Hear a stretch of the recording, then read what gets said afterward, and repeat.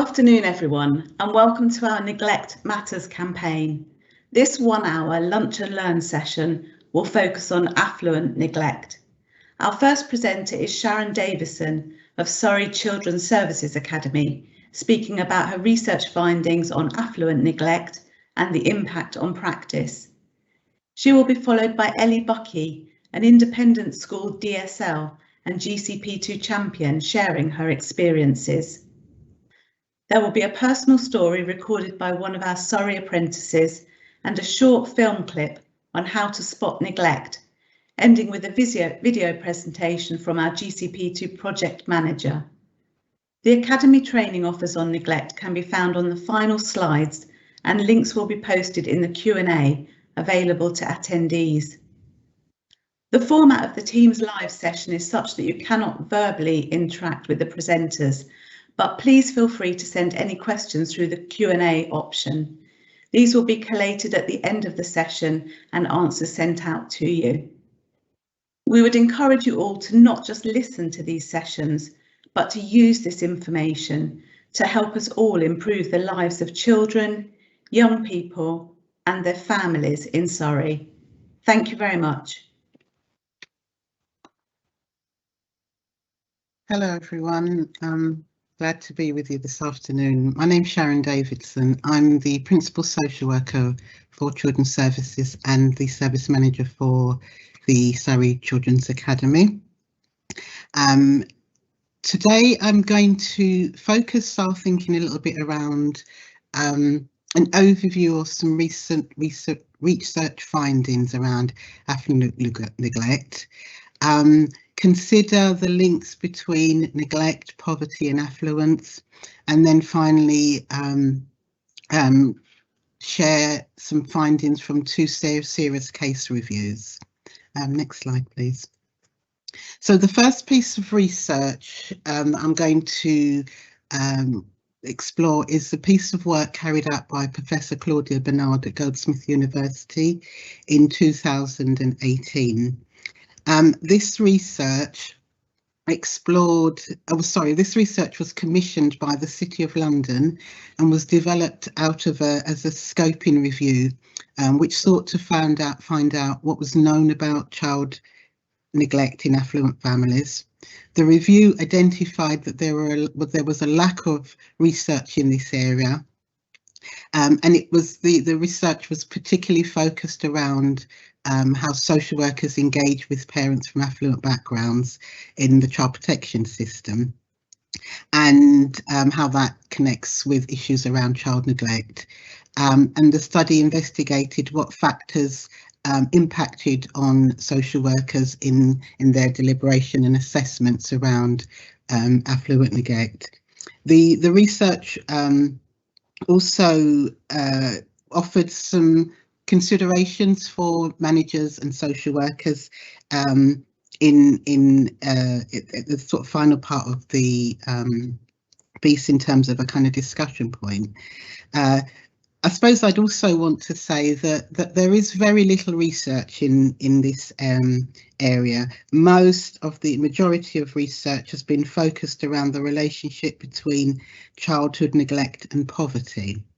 So I'm focusing quite a lot on this particular paper because it's the only one that I'm aware of in very recent times that's actually looked at this as an in-depth.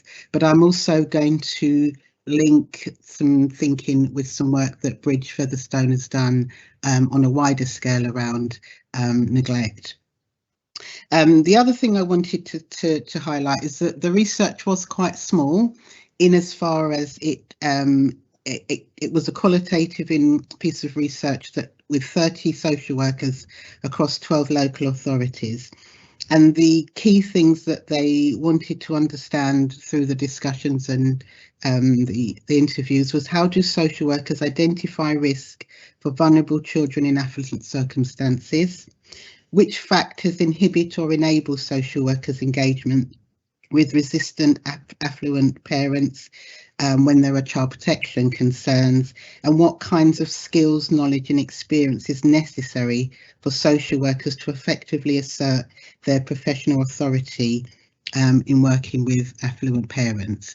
I will cross-reference some of the thinking with the wider group than social workers, but I'd invite you to kind of think about the issues within the context of your own practice experience as well. Next slide, please. The other point that I wanted to pick up was to actually start to think about the context of neglect, poverty and affluence. And is there a link between them? So the work of Bridge Featherstone, who as part of the Child Welfare Inequalities Project, which was a large-scale funded project by the Nuffield Foundation, that would suggest, Bridge Featherstone suggests that there is a link between poverty and neglect and social economic status, and that the poorer you are, the more likely you are as a family to become involved in the child protection system, but also that you're more likely to suffer neglect. And I guess through the course of this week and the various presentations, that's not new information to many of you.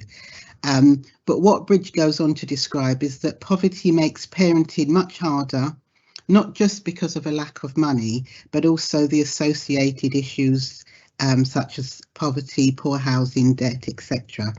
And making parenting harder also adds stress to the kind of family context, and as a result, the likelihood of those families coming within the child protection system. Claudia Bernard would argue that when you're looking at affluent families who are, looking at affluence from families from an affluent background, the opposite happens. So for social workers going into affluent homes, those obvious things of the child being well fed, they're well kept, they're turning up at school, they're being cared for, albeit that some may be cared for by carers as opposed to the direct parents. All of this is happening even if they're being provided, it makes it very difficult for social workers to actually put their finger on or identify neglecting children from affluent families and what they might be experiencing. Next slide, please. There was also thoughts that Claudia Bernard and others that talks about families that come from a lower social and economic background, as opposed to affluent families, that the material means can keep social workers away from investigating too deeply into wider concerns around neglect. And so it raises a wider question, next slide, around assumptions. I'm talking ahead of my slides, sorry. Thank you. So Claudia Bernard's research suggests that there may be unspoken assumptions that in terms of child neglect, abuse, and it doesn't, and that the thinking is not at the forefront of practitioners' mind, and that social workers who walk into affluent homes see the material wealth and that might be the barriers to actually delving into more and vocalising the concerns around neglect. I think that they would also, from my own practice experience, I would add that articulation of parents and carers and the wealth being able to access legal or maybe even having a legal background can also create levels of intimidation for practitioners, and whether those things then inhibit the kind of questions and the kind of assessments that social workers and others may well do with families who are maybe experiencing poverty. So social workers in Barnard would argue There are assumptions around social class which are not explored, and that generally they have a view that neglect equates to poverty. And so there may be some very obvious things that get missed because the focus is around, they're not seeing issues around poverty, they're not seeing neglect in the context of no food, and they may well be missing some of the emotional and psychological neglect issues that children from more affluent backgrounds may encounter.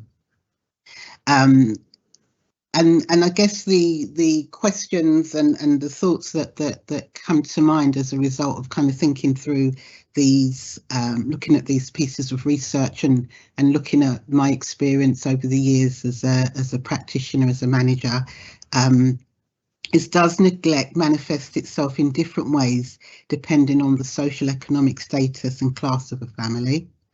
Do social workers take into account the environmental factors and the wider context of the family, the context that the child is living in during their assessments?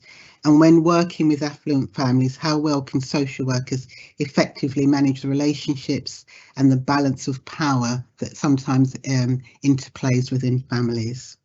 Next slide, please.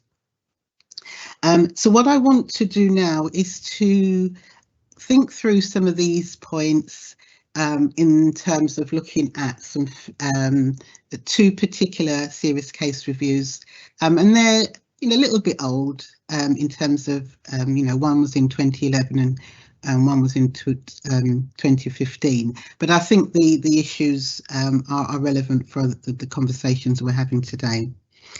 So the findings of these two serious case reviews involved affluent families where children had been seriously harmed or had died. And the serious case reviews in both serious case reviews suggested that professional bias, we can go back there, that professional bias was based on class and how that affected the child protection decision-making processes. So the first example involved child B, C and D in 2011. So this was a sibling group of who were 11, 13 and 14, and they were seriously harmed by their adoptive parents. What this serious case review concluded was that social workers' perceptions and assumptions regarding parents' social class, professional status and highly academic qualifications may have got in the way of making a rigorous assessment, and that the research concluded, or the review concluded, that they were distracted from the needs of the children, and that the social worker failed to correctly assess the dynamics of the parent-child relationship. The reviewer also cautioned that social workers may often feel intimidated in scrutinising the caregiver in terms of the affluent parent when there are child protection concerns. In the second serious case review, Child A, this involved three sibling twin boys aged 3 years old and a girl aged 4 with severe disabilities. They were killed by their mother. And similar to the previous serious case review, it was noted that the social class in the structuring of outcomes for children was something that was not considered. The review also found that the family, although well known to children's social care, as well as a high number of other health professionals, were they were known to both, there were a number of health professionals that were in contact with them, up to 60 professionals at certain points in time. It didn't prevent the death of these children. The family were described as posing challenges to professionals because of their social economic status and their position in the community, and their assertiveness. According to the reviewers, social class of the family inhibited the professional capacity to maintain a rigorous and consistent approach in relation to understanding the needs of the children, and concluded that professionals all felt falsely reassured by the parents and therefore that compromised the safety of the children. It was also noted in the review that social workers may have been overawed by the parents' affluence and social status, and that they might have found it difficult to conceive that these upstanding members of society, these affluent parents, could seriously harm or injure children.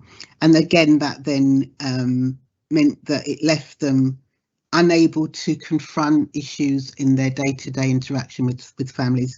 And my reading of that serious case review, I would suggest that that wasn't just within the context of the social worker. I worked in the authority where this case happened, and certainly some of the lessons that we learn in multi-agency training and feedback after the serious case review was that, but those experiences were felt with a number of professionals, including health and education. Both serious case reviews highlight the significance and importance of class, social class, and how that can influence the child protection professionals interacting with the family.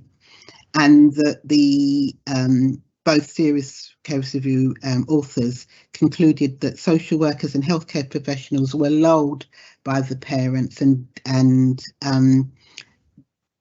missed opportunities and disguised compliance were features that were strongly part of the interactions.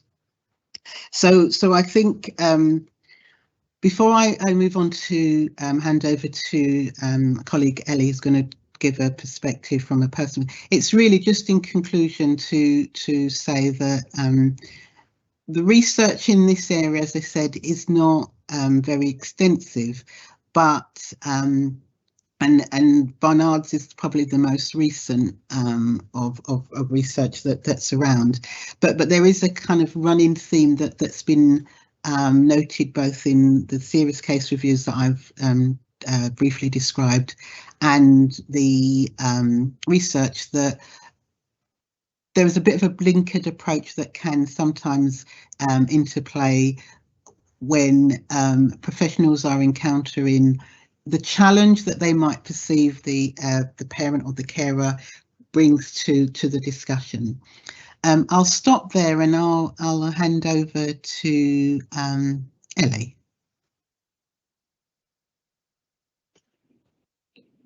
Hi everybody, my name's Ellie Buckey, and so could you keep it on the previous slide? Thank you. I work at a school called Edgeborough, which is near Farnham, and I work as the head of boarding and DSL. I teach English as well, and I have a year 6 form, so I do lots of different things within the school environment. I've worked in the independent school sector for 14 years. I grew up in the sector as well, so my dad was a headmaster, and so I've lived in a school pretty much all my life, aside from a few other bits and pieces that I've done.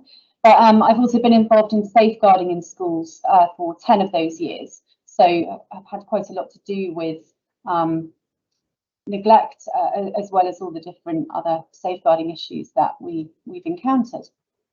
I've worked in different counties and different schools, and so I've kind of drawn on my experiences from all of the different places that I've worked to try and give as many different examples from real life that I've seen in terms of affluent neglect. Because as Sharon was saying, there's not a huge amount of research done, and so there's quite limited information to draw on. And so I've tried to give as many different examples and scenarios that I've been able to. Some of you might be quite familiar with the independent school sector and the way it works, and others of you might not be. So apologies, and please bear with me to those of you who are familiar with the sector, because I'm just going to give a really brief overview of how we work so that anyone who's not familiar just has a little bit of an idea. So the independent sector is split into prep schools and senior schools. The children can attend prep school from reception up to year 8, although many prep schools do have nurseries on site as well. So we start here from 2 years old. And at year 8, the children have to pass common entrance exams in order to gain entry into their senior schools. Many senior schools are now pre-testing and offering places earlier than that. So lots of children actually do their exams in year 6 or year 7 in order to gain entry. But that's the sort of process from passing from one school to another. And the children can also, when they are applying, can apply for a scholarship if they want to. So it could be an academic scholarship, it could be something more specific like art or sport, drama. And lots of schools offer boarding as well. So obviously we do, it's what I do day to day. And some senior schools in fact require boarding. So they ask their children to board even up to full time. And the children tend to be with us for long days. Our days start around 8 AM, don't end till about 5, but lots of children stay on site, prep for activities, and quite a few of our day pupils don't leave site until about 7 in the evening. And then obviously we have the boarders as well. So out of necessity, all of our pastoral systems in school are pretty robust, particularly within the residential parts of the school, as you would expect to see when we have so many of them here for such a lot of the time. Every school I've worked in has been different, and every job that I've held has been very different. Currently, I wake the boarders up at 7:15, and then I tend to sort of hand out laundry, remind children about music lessons, get them ready for the day, have a house meeting, go to breakfast, back up, dismiss them for the day, check their dorms. Then I go to my form room about 8:10, register my forms, spend time with them. During the day, I'm teaching or doing DSL paperwork or having meetings or working with pupils. And then back on duty in the house at about 6:30 in the evening, where we have activities, snack time, showers, and then sort of dorm time. Duty ends about 10ish when the dorms sort of settle down. So it just gives you a little bit of an idea of what I do in the day and how I encounter the pupils and their families, and how well I'm sure you can appreciate that we end up knowing the pupils, given that we spend so much time with them and around them. And with my safeguarding hat on, living in this way, it can be really helpful to have these close bonds with pupils and families. It can also be a bit of a hindrance because staff can be quicker to defend parents or accept things as just the way the family are. I'm sure we've all heard that quite a few times in our line of work. And it's because they know them so well, and that can create that sort of sense of false security that you feel like you know a family or a situation, and because you're so involved, it can be hard to step back and see what actually might be going on. But it also can make it much more noticeable when there's a change in the child, in their mood, in their friendships, in how they're behaving, and because you know them really well, it means you have a pretty good barometer of what they are doing and feeling. That's the next slide. Thank you. So when I was asked to take part in this talk, I was really keen for a couple of different reasons. First, I'm on the GCP2 training program, and so trained as a trainer to train people, see how many times you can get trained in one sentence, but train you up to use the graded care profile too and get your license in that. Couldn't recommend it highly enough to all the people who are here. If you've got anything to do with neglect in your working life, I really recommend getting on one of those courses and using that tool because it's so helpful. I'm really passionate about all children being given the best chance in life, no matter what their circumstances are. And neglect is a massive issue. We all know that. That's why we're here. That's why so many people are here today and so many people taking part in the amazing events that are being put on this week. But the more people that talk about it in every way that we can, in looking at all the different types of neglect that can occur, the more likely it is that we're going to be able to do something about it. Secondly, I've frequently encountered the attitude of, you work in a private school, you probably don't have safeguarding issues. Someone actually said that to me when I was on a safeguarding training course. So why are you here? You don't have safeguarding issues, you're a private school. They're actually being completely serious. And that's quite frightening, really, that somebody could think and say that. And you also get the, you must not see any neglect. And it's just those kind of attitudes that made me think, well, I've been asked to do this, absolutely, I'm going to say yes. The people on the whole find it hard to believe that people who have money will or could neglect their children. And it's a reasonable expectation in some ways because of, as Sharon was saying, with the research that's been done into poverty and neglect, we know that there is a big high correlation between children that live in poverty and children that are getting neglected. So it seems reasonable to assume that it could work the other way. But it doesn't work like that. And children who are from wealthy families can be just as capable of experiencing neglect, but perhaps in different ways, perhaps for different reasons. Have the next slide, please. So I've been thinking back over the years that I've been working and all the cases that I've seen. And I think several of them fall under that umbrella of emotional neglect. A lot of parents who send their children to private school have very high expectations and demands. And this can lead to an imbalance between the expectation of the parents and the capabilities and interests of their child. And when the parents keep pushing, it does start to negatively impact on the child. And it can be remedied, but when the parents are receptive to the school commenting and advising a different path for the child. However, when the parents refuse to budge from their preconceived ideas of what their child should do, then it can move into a neglectful situation. So, for example, I have family A. They really wanted their son to do a scholarship. So this is one of the scholarships that I mentioned earlier on, to get into his senior school, an academic scholarship. The demands are really high when children have to do something like that. They do a lot of extra teaching, a lot of extra lessons.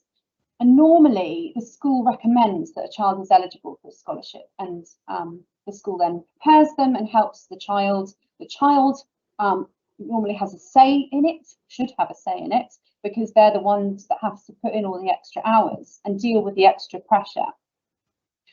But in this case, this child didn't particularly want to. The school were not behind the parents, but they entered the child for the scholarship anyway through the senior school. And they pushed and they pushed and they pushed, and they put the child in for extra classes, tutors, exam practices. Every holiday was regimented into this sort of drilling. And the child, as a consequence, was constantly tired, tearful, and constantly voiced feelings of not feeling good enough. And the parents wouldn't listen to our recommendations. And in the end, the boy ended up seeing our school counsellor because he was anxious and quite depressed. The parents couldn't see that by pushing their child in this way and not acknowledging the effect it was having on him, they were in fact neglecting him. And you know, there's quite a lot of crossover, I think, in lots of our safeguarding cases between neglect and other types of safeguarding issue like emotional abuse. But one can turn into the other or go hand in hand, the two. I have slide 4, please. So expectations. They've got a lot to answer for. All parents will expect certain things for their children. They may hope for others. But when the expectations get too high or too many, the child can really suffer. Next slide, please. So another family, family B, I was faced with a mother who did most of the childcare because the father worked away in London. She was a lawyer, very hard-faced lady. You couldn't read her face at all. And the first time I met her to talk through her son's work, I thought she was joking when she said, well, that just isn't good enough, is it? When he'd got 70% in a test.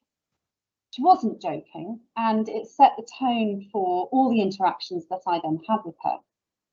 She was never pleased with what her son had achieved, and she always made it sound like less of an achievement than it was.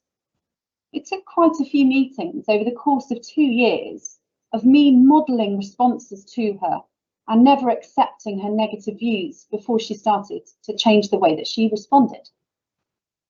The child, unsurprisingly, was incredibly self-deprecating, and he could never voice what he felt he was good at. Similarly to family A, this mother couldn't see that what she was doing was in fact neglecting her child with her constant disapproval and high standards. Now, the next slide, please. Now, we know that identifying neglect can be really difficult. And one of the problems of identifying neglect is that it's so varied and every single case is different. When you hear the word neglect, what do you picture? Most people would picture grubby children who haven't had enough to eat. In fact, this is only one part of the enormous neglect jigsaw. And trying to get parents and sometimes services to acknowledge what is happening as neglect can be extremely difficult because it goes against all their preconceptions of what neglect means. So many parents will make the argument that they love their children. They will then follow it with, look how much we're paying for their education, we must care. And many assume that private schools will not see unwashed, underfed side of neglect within their walls. In fact, it was the first example of neglect that I saw as I started working in the independent sector. Family C had 3 boys, year 2, year 4, year 8, and they were all in full-time boarding, even the year 2 boy. Because it was deemed that it was the most settled atmosphere for them, because the parents were going through a messy divorce. The mother had a drink and substance abuse problem. But although this was known, she was still allowed custody of the children.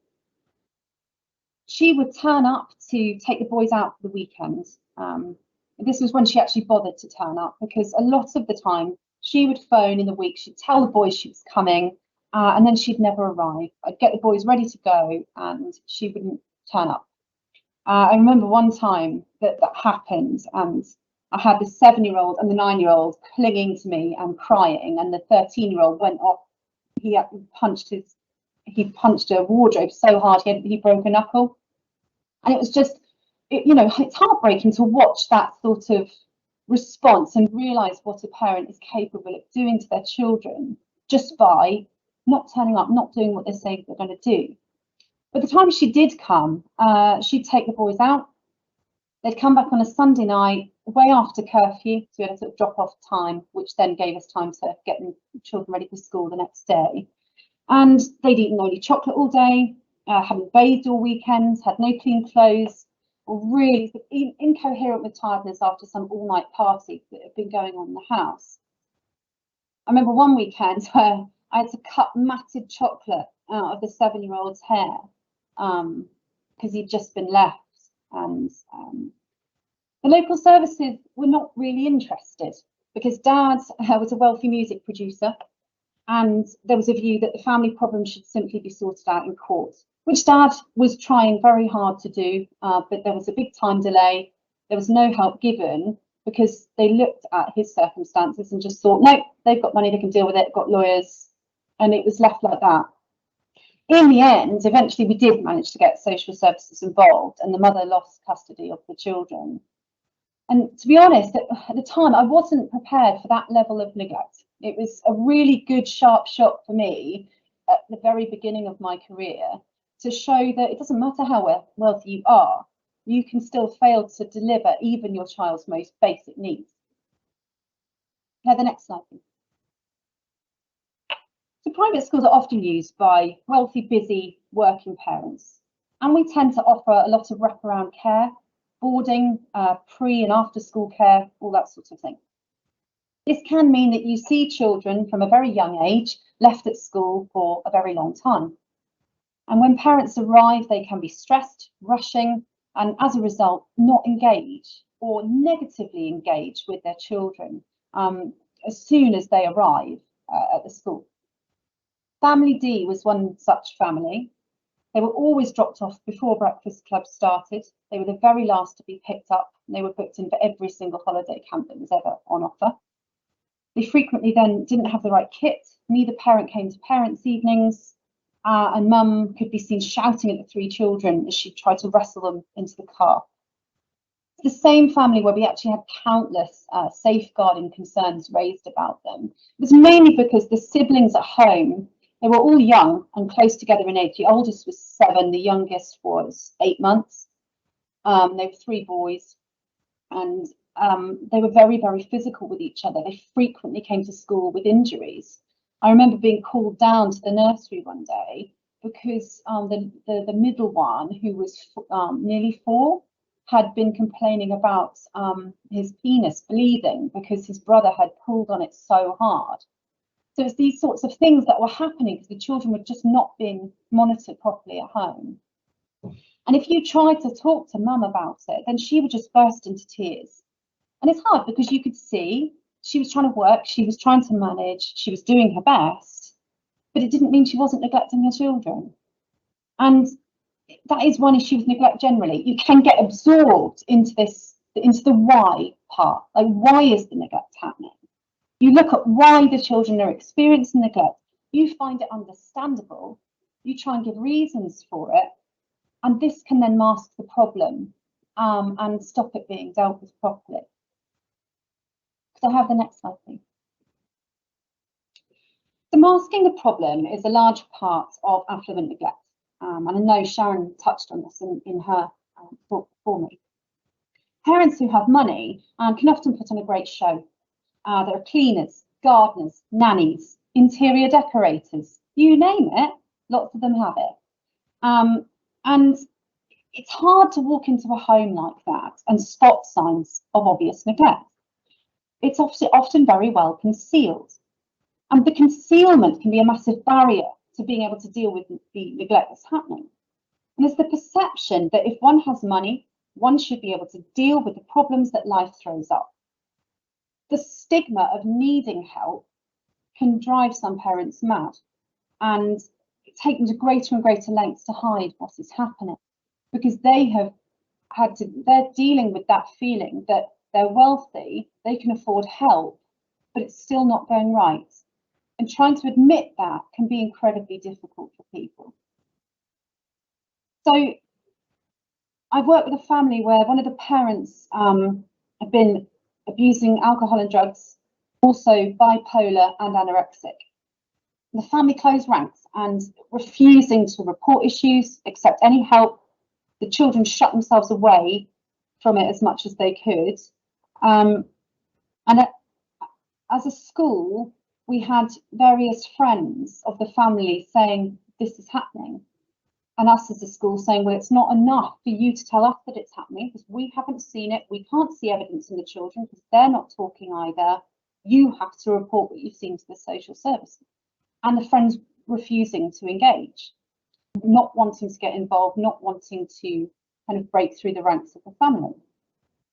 And so the family were not getting the sort of help that they needed.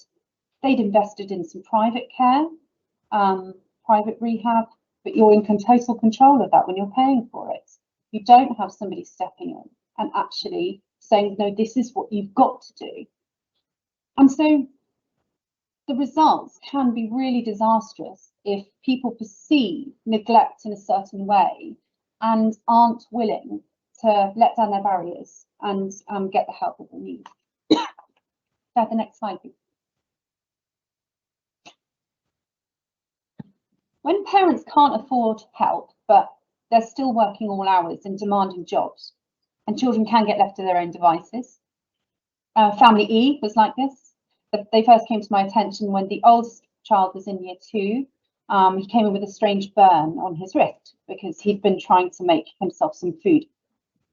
The 2 children were regularly grubby, they didn't have the right kit, they came to school without breakfast, and a couple of years on from that, the younger child came to school with a burn on her tummy because she'd been trying to iron her own school shirt because she was embarrassed that she didn't look as tidy as her friends. So parents working really hard, caring about their children, but the children far too often being left to care for themselves and have to make up for that deficit in care because of the demanding jobs of the parents. Lots of independent schools have places for military families, and this can throw up a variety of issues if the appropriate resettlement and support hasn't been put into place.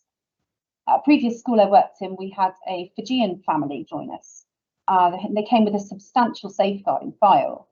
There have been many worries about the children being neglected because medical appointments hadn't been attended, army support officers hadn't been able to get hold of mum. And once the children were with us, I spent quite a lot of time with the mother. And that was one really nice thing about the way the independent schools are set up. We do often have a lot of time that we can do those things, which is often really helpful. And it transpired she didn't know how to access support. She was frightened. She didn't know what she was entitled to. It hadn't actually been explained to her. And the children had been going out to jobs with her in the evenings, sitting in the car until 10 o'clock at night while she was tutoring. She'd been getting them up really, really early to do their homework. They were exhausted. And once we were able to get the appropriate support into place, all of this improved. Next slide, please. I'm sure a lot of us have seen neglect in the form of children having far too much time and access to gaming, devices and time online. It's no different within affluent families. Many of our children have access to their devices for hours on end, with parents having no idea of what they're doing or what they are accessing. I remember a couple of years ago, I was teaching a lesson to my year 8 pupils and they were laughing about something. One of them had been using his dad's credit card and had spent £2,000 in one evening on accessories and add-ons for a game that he'd been playing the night before. When we had to talk to his dad about this, it turned out it wasn't the first time that it had happened. And the boy was regularly left to his own devices on his games while his dad was out doing the farm. And Dad laughed about it, he couldn't see the problem. But the credit card was a bit of a shock to him, and he finally accepted a bit of advice on how to handle the gaming. Last slide, please. So I'm sure that some of the cases I've talked about feel and sound familiar. Some may sound completely out of the realms of what you've experienced in your arenas, and some may sound very tame in comparison. What's important is that we all continue to acknowledge that neglect can take place anywhere, in any home, with any set of financial settings. GCP2 is a neglect assessment tool and a simple tool that can be used by a whole range of professionals across social care. The whole purpose is to measure the quality of care so we can give families the support they need. I think what's unique about GCP2 is the actual look of the framework, the documents. It's not scary, it's colourful. It's very simple to follow and you can actually use it in partnership with the families. Because we work very closely with families, we're often the first port of call. We notice when there's a family's in crisis. I initially found out that there was a problem from a telephone call from another agency. The family consisted of very young parents living in a high-rise flat and both unemployed with 2 children. I think the stress that they were under then started to really grate. Mum was quite depressed. There was some low-level domestic violence and police had been called to the property. There was also a young baby, I think 6 months at the time. And the baby was becoming ill on a regular basis, had sort of breathing difficulties, constantly getting chest infections, and the lack of attending medical appointments with the baby. On my first visit to the home, I was immediately concerned because the entrance hall that I was invited into had got broken furniture. She'd got a 2-year-old that was obviously toddling around, running around. That was the first concern that hit me. I felt that using the GCP2 tool would be a good way of supporting Mum to evaluate where she was at and to actually give her a real objective visual of what the expected outcomes were for those children. So that's what we did. We worked together initially for her to evaluate where she was at with her family. What's significant is that she then invited me back into the home to see how things had moved forward, and they'd moved forward immensely. She'd already started to decorate. She'd attended the health appointments with the baby. Baby was signed off from the health visitor. is now thriving well. I think that had we not gone down the route of using the GCP2 tool, things might have spiralled out of proportion for this family. Ultimately, I think it could have ended up with one of the children being physically hurt and certainly emotionally hurt. Without the training that I've undergone, I would never have had the confidence to carry out a lot of the work that I now do with children and families. We know that tackling neglect is difficult, but it's not impossible. I've been travelling the country far and wide delivering training on use of the GCP2 tool. And I do that because I've used it myself in practice. I previously used the tool as a social worker, and I've seen the difference that it can make to families, but primarily children, and keeping children safe. It is our drive to get this tool adopted by all partners within social care.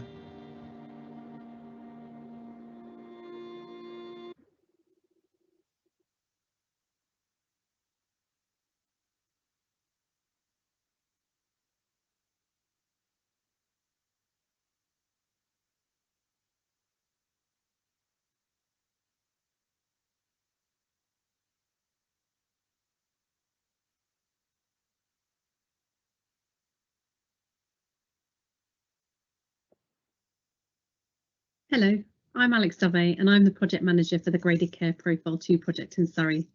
And I'm here as part of your Lunch and Learn session to tell you a little bit about the Graded Care Profile 2 project and the neglect screening tool in Surrey. As you'll be aware, probably from your session today, neglect is a significant concern impacting on the lives of an estimated 1 in 10 children in the UK. And the challenges in identifying, assessing and intervening when a child is experiencing neglect are many. In Surrey, we know there is much more work to be done to better support neglected children, especially those experiencing chronic neglect and the cumulative harm that comes with this. As such, the Graded Care Profile 2 and the shorter neglect screening tool are being introduced and embedded into practice across Surrey Children's Services, health, education and voluntary sector partners. The GCP2, Graded Care Profile 2, is a licensed tool developed by the NSPCC, meaning practitioners have to be trained and licensed to use it.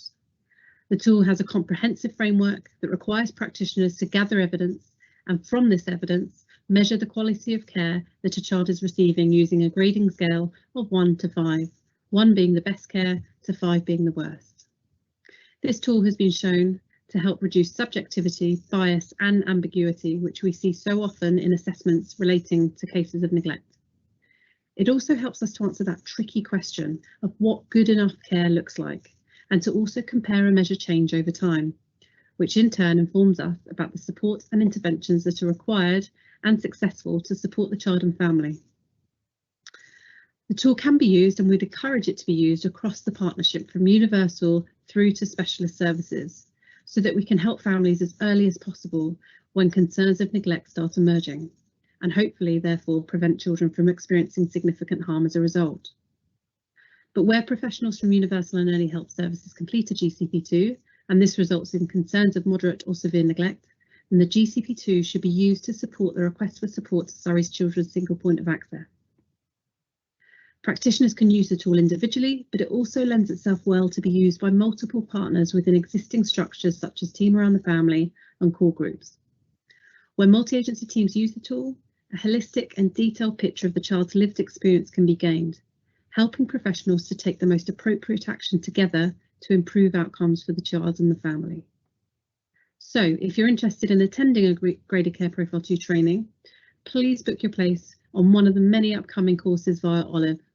In particular, we'd like to see as many social workers, family support workers, health visitors, home link workers, designated safeguarding leads, inclusion officers, school nurses and youth workers attend. If you're from a partner agency who has limited contact with children and families, then it's unlikely you'll be able to use the GCP2 in its entirety, which is why we've developed a shorter and briefer neglect screening tool too.